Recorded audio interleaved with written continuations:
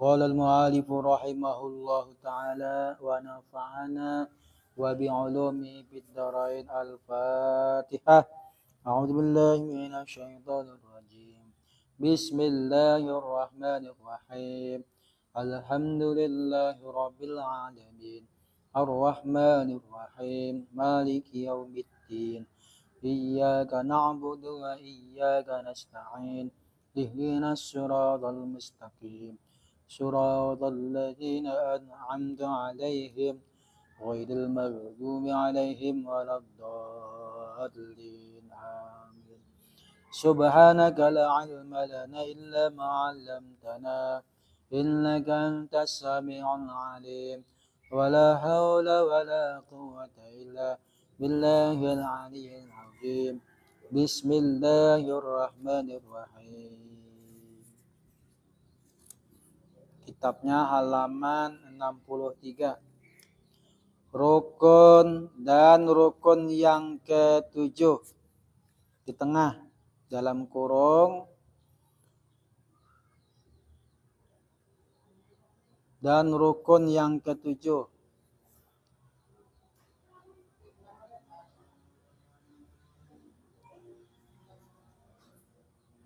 Halaman 63. Baris yang ke 17 dari bawah.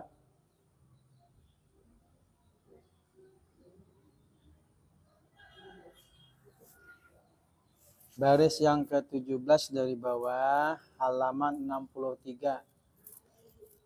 Dan rukun yang ketujuh sujud. Tuh. Menerangkan sujud pula. Kamu dah?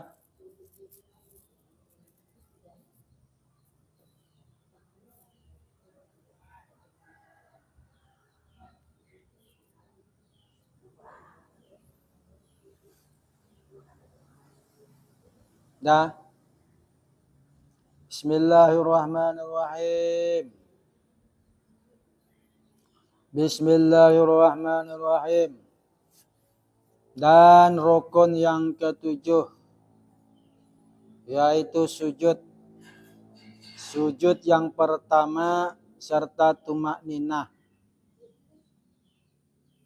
Ini termasuk daripada rukun sembahyang, ya, yang tidak boleh ditinggal kalau orang itu tidak ada uzur, ya, tidak ada uzur yang dibolehkan syara itu di dalam sholat, yaitu mengerjakan sujud, ya, mengerjakan sujud.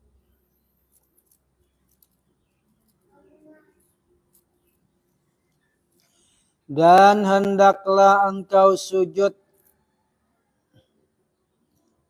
serta engkau ucap Allahu Akbar. Nah, ya. Tiap-tiap perpindahan rukun itu sunnah mengucap lafaz Allahu Akbar.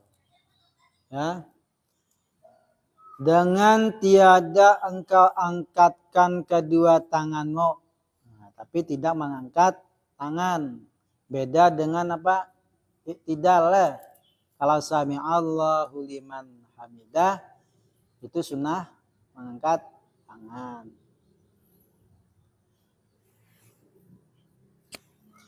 Maka sunnah engkau taruhkan pertama-tama di atas tempat sujud itu akan kedua lututmu. Nah, tata caranya ketika sujud itu yang pertama kali diletakkan bukan tangan, lutut dulu. Nah, jurang mana yang dulu, tangan kah, lutut, lentuhut kah? Jadi yang didahulukan pertama kali sujud yang menyentuh lantai itu lutut. Nah, kalau lututnya bermasalah, berarti uzur kan? Nah, itu boleh mana yang nyaman. Ya, ada juga orang yang lututnya ini sakit. Ya. Ini urutannya Orang yang sehat. Yang sehat dulu. Kalau yang berpenyakit itu termasuk uzur lah. Nah, itu boleh aja kayak apa caranya yang nyaman. Kemudian maka kedua tangan, baru tangan pulang. Lutut sudah menyentuh lantai, baru tangan. Ya. Kemudian kedua tanganmu, maka sunnah. Kemudian maka dahimu. Nah, berarti berapa dah anggota sujudnya nih? 2 lutut, 2 tangan, dahi. Berapa dah? 5 lah. Nah, ini yang terus 2 kaki. Nah, itu jadi anggota sujud itu ada 7 yang tidak boleh kada nyentuh bumi. Lantai ini bumi. Nah, jadi 2 kaki, 2 lutut, 2 tangan, terus dahi. Nah, ini tidak boleh ada penghalangnya. Nah, tuh.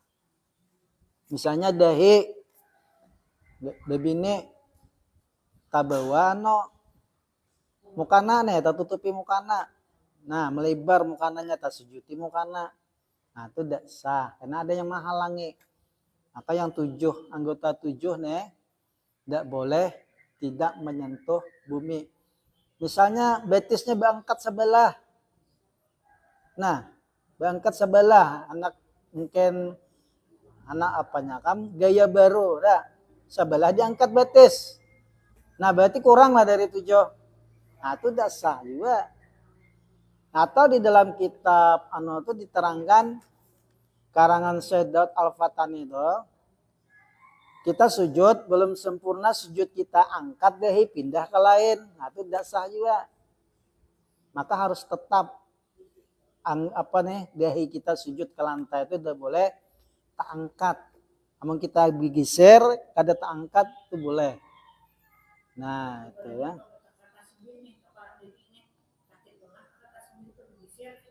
Ya, jangan diangkat. Hah? Nah, yuk. Hah? Jadi yang namanya sujud itu menancapkan dahi ke bumi. Sakira-kira terasa kada maanyol gitu nah. Berarti kalau sejadahnya empuk banget, Bang, itu makruh.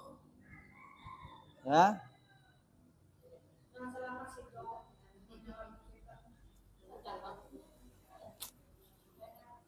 Hah?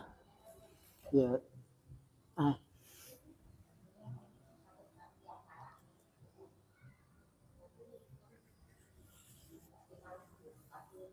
Tuh lah. Kenapa hikmahnya? Nih, hikmahnya kita disuruh sujud dalam sehari itu 5 kali. Nah, apa hikmahnya nih? Banyak hikmahnya lah. Jadi orang yang bisa sujud itu sudah anugerah yang luar biasa. Nah, kita bisa diberi Tuhan bisa sujud, itu udah lebih daripada kekayaan apapun juga ada nilainya. Nah, banyak orang yang sukses, banyak orang yang kaya, banyak jadi pejabat ini itu, tapi tidak ada diberi hingkat sujud. Banyak yang dia mau sujud. Nah, itu ya. Jadi ada juga ini sekolah anaknya tinggi-tinggi. Tapi sekolah umum. Kada bisanya sembahyang, kada penyembahyang, nyesal kuitannya. Nah, ngapa anak tadi kada tumbuh rasa untuk beribadah on Allah itu dia ada merasa bahwa itu sangat penting ya menjalankan syariat. Jadi orang yang bisa sujud walaupun sembahyangnya kada khusyuk, itu sudah bagus. Apalagi bisa khusyuk. Nah, ya. Apalagi bisa sujudnya tadi bisa khusyuk. Ya.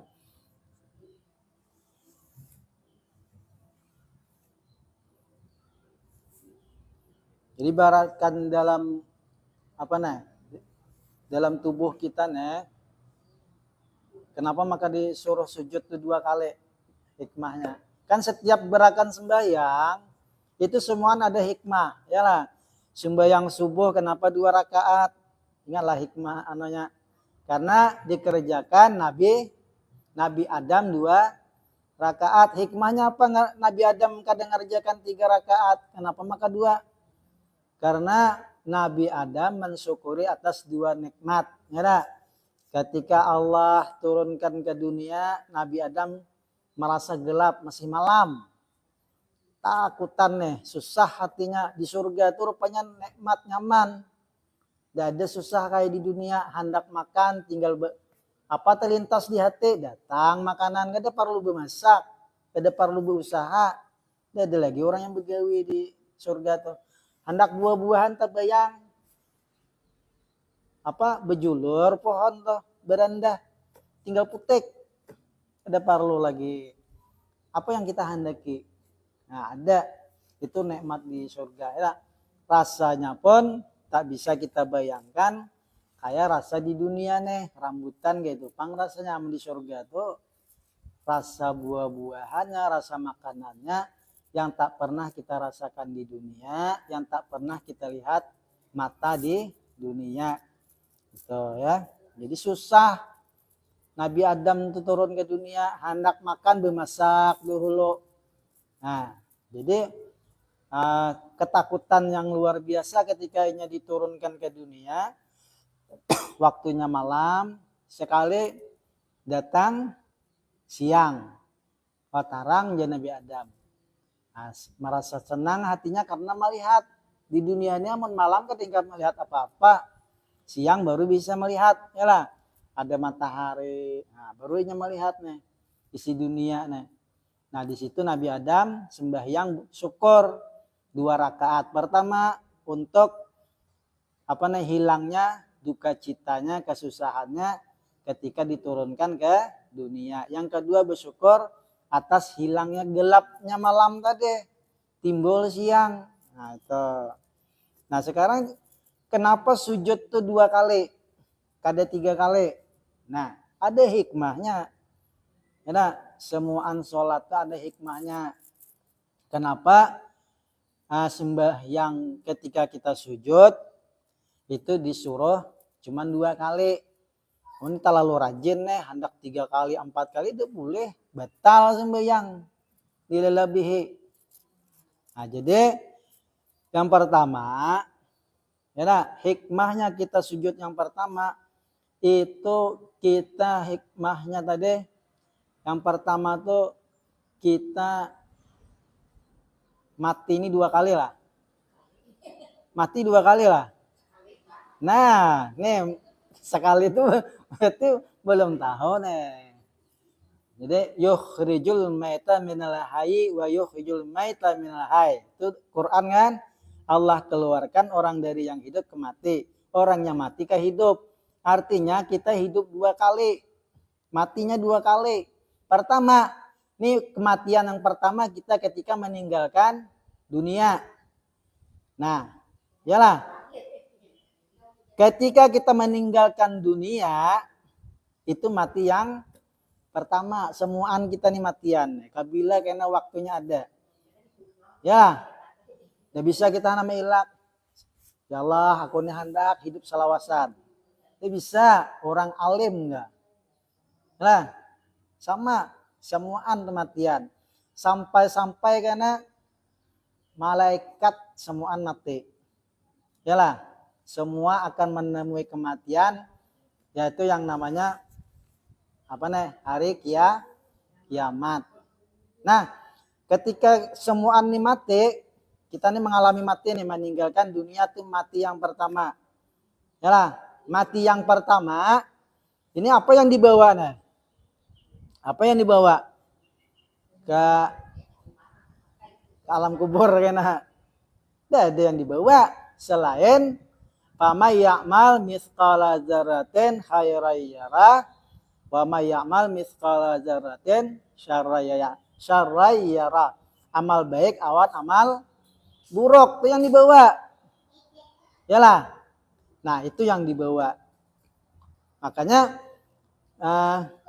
ketika kita sujud yang pertama, itu bayangkan kita nih bisa beramal soleh, bisa sujudnya syukur. Inilah amal soleh kita yang kita bawa karena menghadap Allah. Makanya nih, ketika kita sujud disuruh merendahkan semua anggota tubuh kita. Kepala kita yang paling tinggi sujud ke lantai. Itu nyaranya penghambaan, merendahkan diri. Yalah, tidak ada lagi toh pada hina pada sujud toh.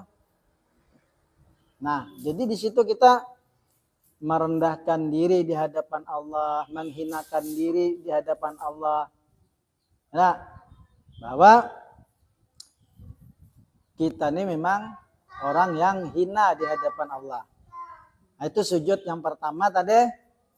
Hikmahnya apa? Kita ini akan mengalami kematian yang pertama.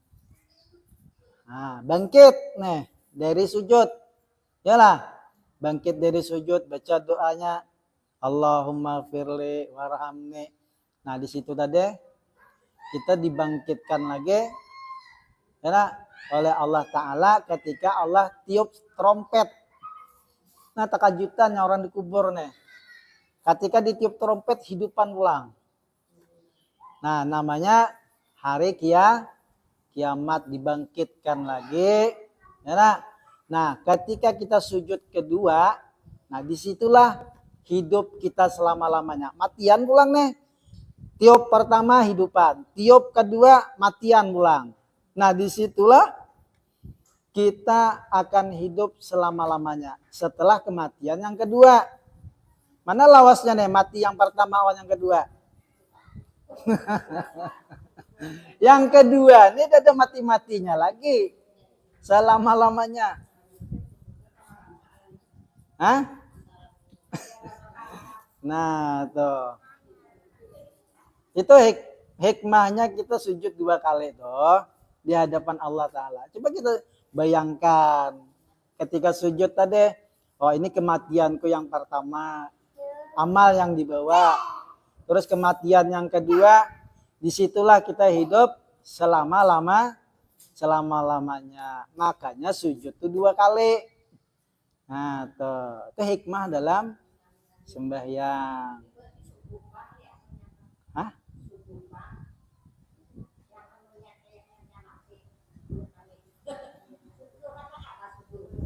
Subuh toh, kenapa 2 rakaat? Itu Nabi Adam mencontohkan. Jadi Nabi Muhammad ini menggabungkan semua syariat nabi-nabi terdahulu. Jadi Nabi Adam tadi sembahyang subuh itu mensyukuri 2 nikmat. Nah, kalau sembahyang zuhur 4 rakaat, kenapa? Itu Nabi Ibrahim yang mencontohkan. Kalau sembahyang asar 4 rakaat, siapa yang contohkan? Nabi Yunus. Hari itu kan sudah. Sembahyang maghrib kenapa 3 rakaat? Nah, Nabi Isa yang mencontohkan. Nabi Isa yang sembahyang maghrib 3 rakaat, Nabi Isa lah. Nah, terus sembahyang Isya 4 rakaat itu dicontohkan Nabi Musa. Dihafali cerita-cerita. Nih kada naik kelas nih. Hah? Nah. Kalau orang ada kan orang lain itu, kenapa sembahyang maghrib itu 3 rakaat, kada 4, kada 2. Dajal kayak itu pang dari paninian. Nah, itu kan kada, kalau kita belajar nih bisa mengatakan karena dicontohkan Nabi apa sembahyang maghrib tadi Nabi Isa.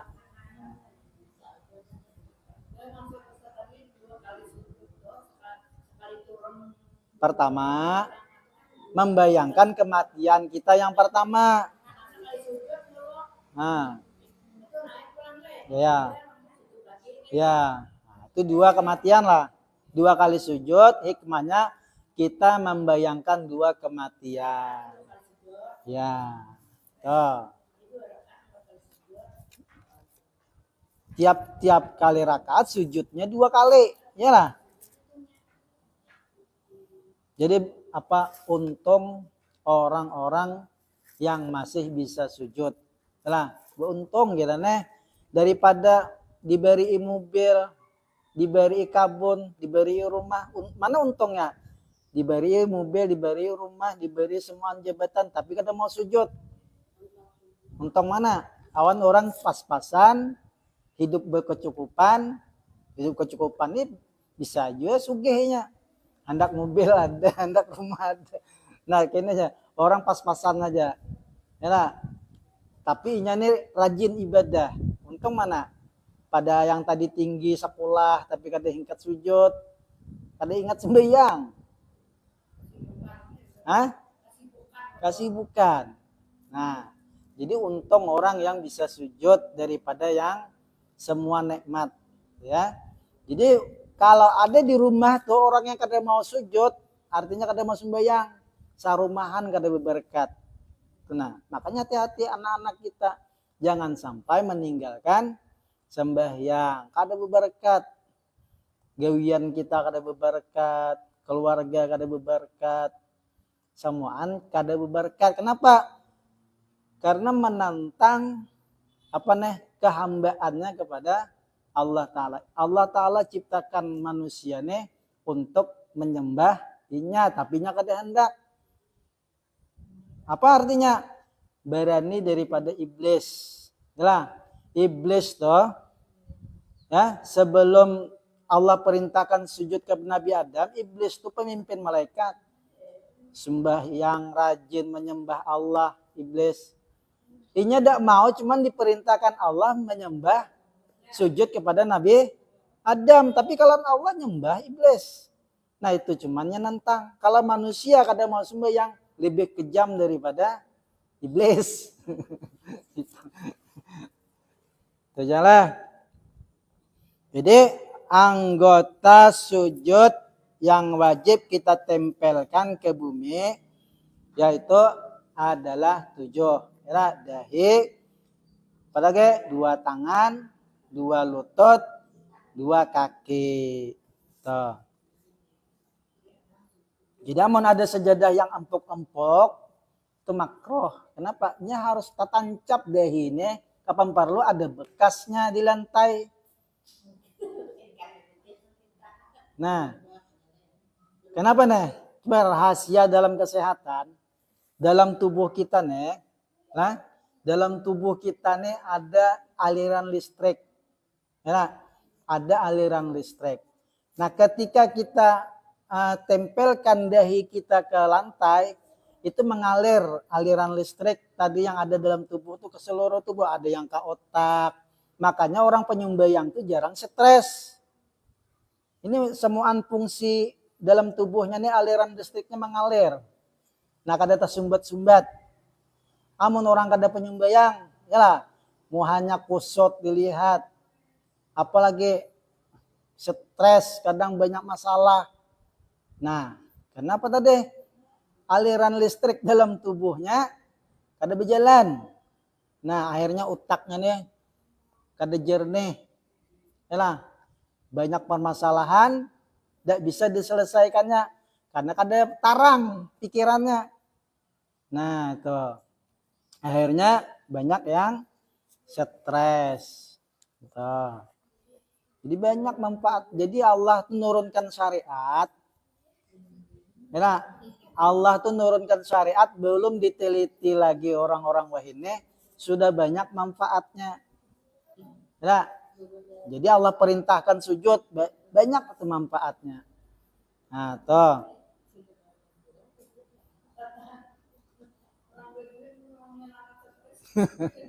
Itu tambah stres lagi. Nah, karena coba kita perhatikan banyu tuh lah. Amun kita nama aduk banyu, ya lah, dikuncang-kuncang lah. Supaya tak aduk. Lah, kayak itu juga kita nih. Harus dibawa sujud supaya tadi tak guncang otak kita nih. Nah. Supaya kada stres. Amun tak tandak di bawahnya gula ya kan. Kada diguncang-guncang, kada diaduk. Nah, tuh.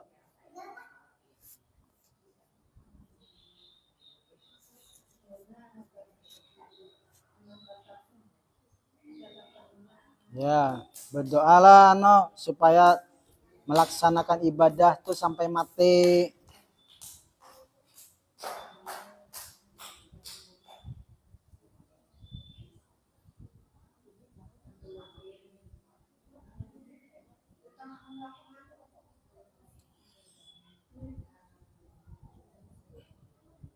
Jadi, ya, sunnah meletakkan dua tangan, dua lutut, dua kaki dan dahimu padahal terbuka,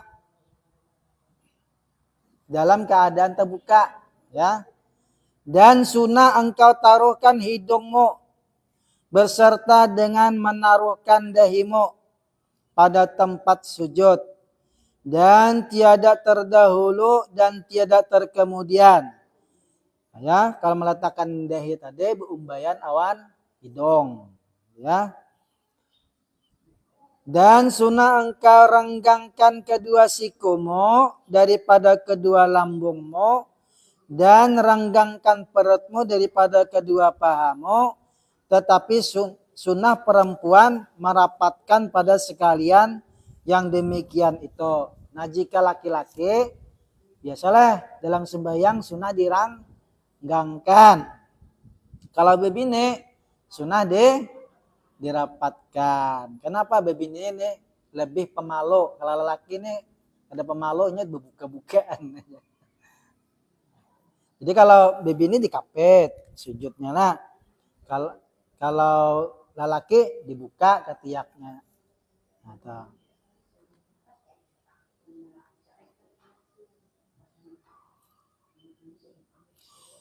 dan hendaklah engkau taruhkan kedua tanganmu pada ketika sujud itu berlintangan dengan kedua bahu. Berarti turunnya bahu berbujuran awan ujung tangan. Jangan ke ujung sana.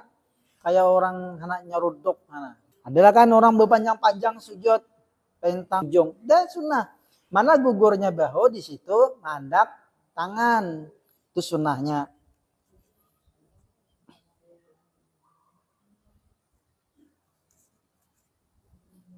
Dan jangan engkau hampirkan kedua lenganmu itu pada tempat sujud itu. Nah, tadi ya jangan dipanjangkan tangan tadi kemana tempat sujud, jangan. Lintang gugur bahu aja. Nah, ya. Karena yang demikian itu hukumnya makruh. Makruh ya. Kada batal dah, cuman makruh. Dan baca olehmu pada ketika sujud itu subhana rabbiyal a'la wa bihamdih, maha suci Tuhanku yang maha tinggi dan kepujian baginya. Itulah maha suci Tuhanku yang maha tinggi. Kenapa maka maha tinggi? Kalau rukuk subhana rabbiyal azim, maha agung. Kalau sujud yang maha tinggi. Kenapa? Kita di bawah. Ini di bawah kita lah. Allah yang tinggi. Nah, maka bacaannya sunnah gitu. Jangan dipaling. Subhana rabbiyal azim wa bihamdi sujud. Nah, dipaling boleh ha. Cuman salah tempat bacaan. Tuh, bacaannya sunnah ya lah. Bacaannya sunnah. Pekerjaannya wajib. Ya. Jadi sunnah dibaca 3 kali. Subhana rabbiyal a'la wa bihamdih. Atau dibaca 7 kali. Nah, atau 11 kali. Yaitu yang terlebih afdal. Pada orang sembahyang surangan, sembahyang sendirian. Afdalnya baca 7 kali, 11 kali. Atau imam yang ridho makmumnya sudah berunding nih. Awan makmum, tapi muka ada berunding kada boleh. Jadi makmumnya ini sudah tahu nih. Oh ini kita karena bacaannya panjang-panjangan. Nah, baca tasbihnya 11 kali. Itu boleh. Dengan dilanjutkannya itu dan sunnah bagi keduanya itu membaca kemudian daripada tasbih itu sambungannya bacaan tasbih tadi Subuhun kudusun rabbul malaikati warroh. Allahumma laka sajadtu wa bika amantu wa laka aslamtu. Ya. Sajada wajhi lilladzi khalaqahu wa sawarahu wa syakka sam'ahu wa basarahu bihaulihi wa quwwatihi tabarakallahu ahsanal khaliqin. Nah, itu tambahan bacaan sujud. Ya. Artinya maha suci Allah Ta'ala. Betok dana. Hah? Ada.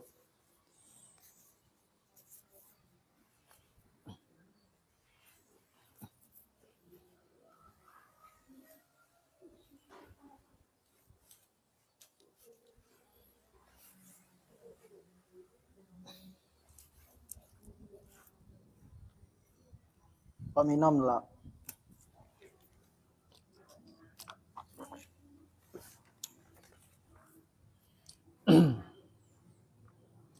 Nah, lihat kitabnya. Artinya maha suci Allah Ta'ala, yaitu Tuhan segala malaikat dan roh. Hai Tuhanku, bagimu aku sujud dan dengan dikau aku percaya. Dan bagimu aku menyerahkan diri. Telah sujud mukaku bagi Tuhan yang menjadikan akan dia dan menjadikan rupanya dan yang membukakan pendengarannya dan penglihatannya dengan iradahnya dan kudratnya. Maha suci Allah Ta'ala, yaitu yang sebaik-baik yang menjadikan.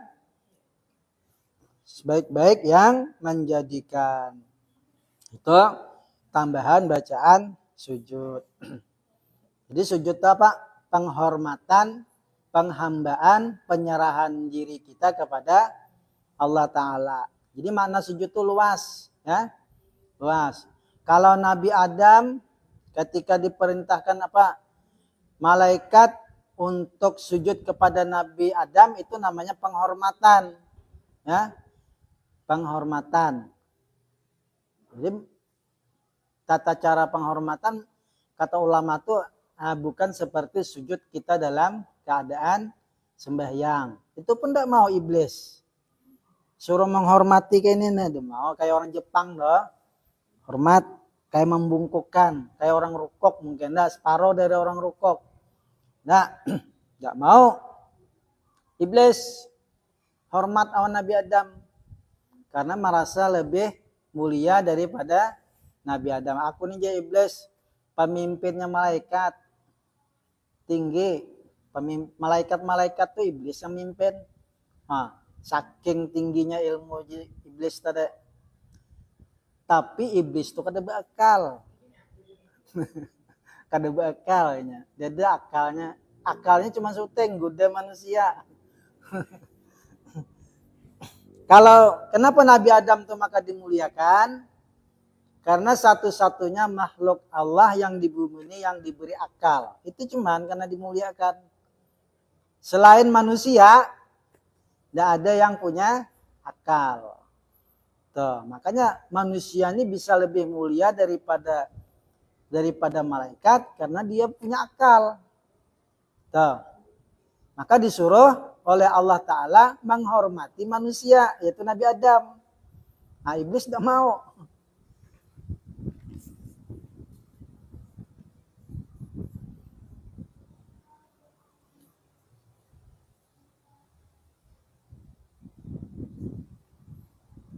Jadi yang akan datang yang ke-8 duduk antara dua sujud. Nah, kita sikit-sikit asal berikit, ya lah. Sikit-sikit asal berikit. Apa yang Anda ditanya tanyakan. Kalau kada ada berarti paham semua.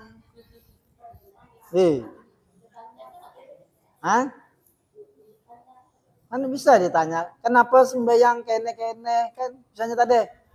Kenapa sembahyang tuh sujudnya 2 kali? Kita kan hanya tahu, oh rupanya hikmahnya sembahyang 2 kali tadi mengingat matinya kita nih 2 kali. Ya tadi sekali aja mati salah, mati kita 2 kali. Ini yang kematian yang pertama ketika kita meninggal dunia. Karena kematian yang kedua ketika kita dibangkitkan lagi hari kiamat ngeleh. Ditiup trompet yang pertama, manusia yang mati-mati ribuan tahun yang lalu itu hidupan dari zaman Nabi Adam. Nah, hidupan sudah hidupan terus dimatikan lagi. Nah, itu kematian yang kedua.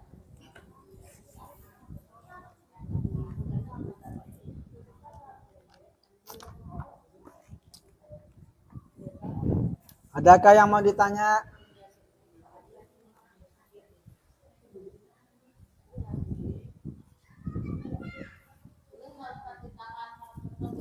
Hah? Nahan kantut haratan sembahyang. Tuh boleh lah. Jadi dilihat waktunya. Nah, dilihat-lihat waktu kita sembahyang. Tapi hukum asalnya menahan kantut waktu sembahyang tuh makruh. Hukum asalnya lah. Namanya hukum ini bisa berubah nih. Kalau itu memudaratkan, ada orang nahan kameh, nahan kantut, akhirnya kada mau bekantut lagi, bawa ke rumah sakit, memudaratkan lah. Sakit parut jadinya kan, akhirnya memudaratkan. Kalau waktunya masih panjang, amun kita batalkan, masih hingkat lagi sembahyang kata koda nih. Tapi amun dibatalkan koda, jadinya ditahan, selesaikan sembahyang. Ya, tapi kalau masih panjang waktunya dibatalkan, beruduk pulang. Itu wajib membatalkan kalau waktunya masih panjang. Nah, makruh. Tapi kalau kada memudaratkan, hukumnya makruh. Ya nak. Tapi kalau memudaratkan, biasanya menahan kantut gering ya nak. Itu wajib dibatalkan kalau waktunya masih panjang. Tuh.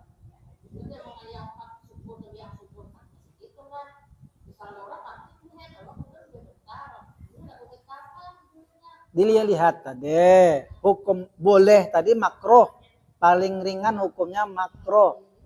Nah, paling ringan hukumnya makruh, amun kita tahan. Tuh.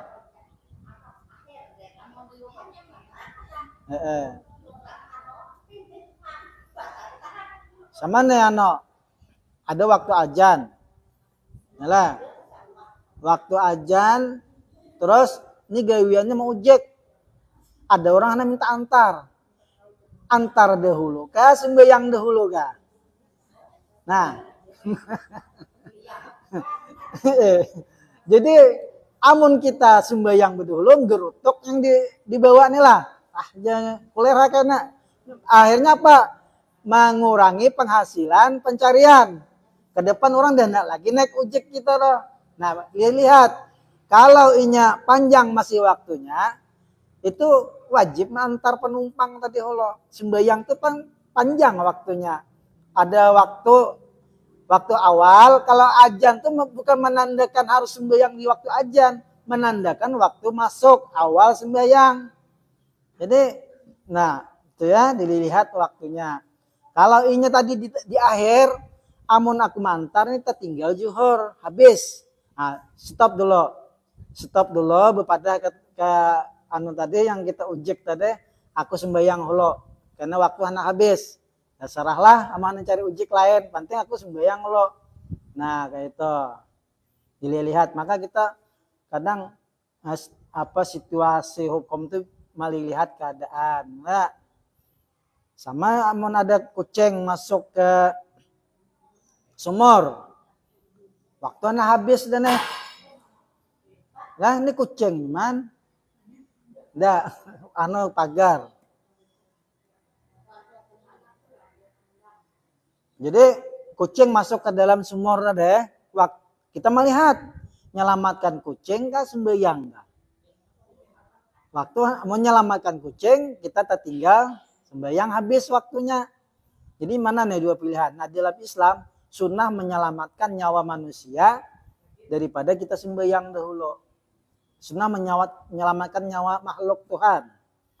Wajib ya menyelamatkan makhluk Tuhan daripada kita ibadah surang. Jadi ada ibadah mahdah, ada ibadah ghairu mahdah, ibadah sosial, awan ibadah pribadi.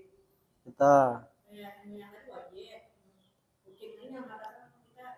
Ibadah juga tapi bukan ibadah pribadi, itu menyelamatkan makhluknya Allah. Sembayangan bisa dikoda.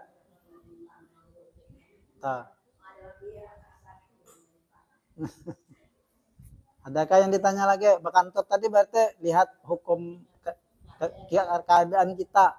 Tapi hukum asalnya makruh. Nahan kentut.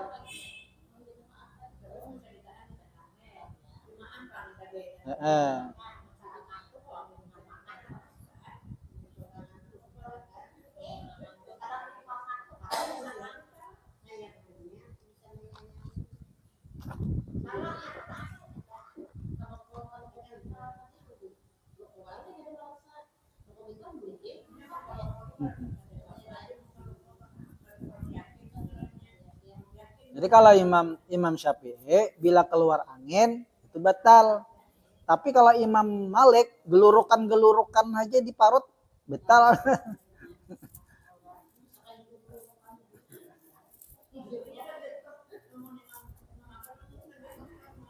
Imam Malik tegat apa nyentuh kulit bebini yang lain muhrim kada batal ulang.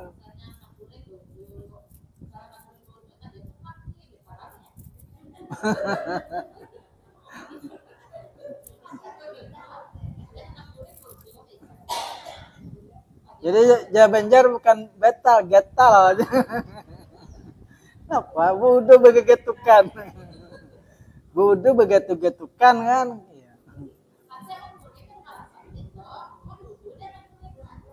Kalau kita goreng, kalau tidur enggak disunahkan berwudu. Walaupun kita ketika dalam di tempat tidur tadi tersentuh laki, itu sudah dapat fadilah wudunya. Tetap batal, tapi khasiat wudunya tetap dapat. Batal wudu, tapi khasiat berwudu sebelum tidur tuh dapat.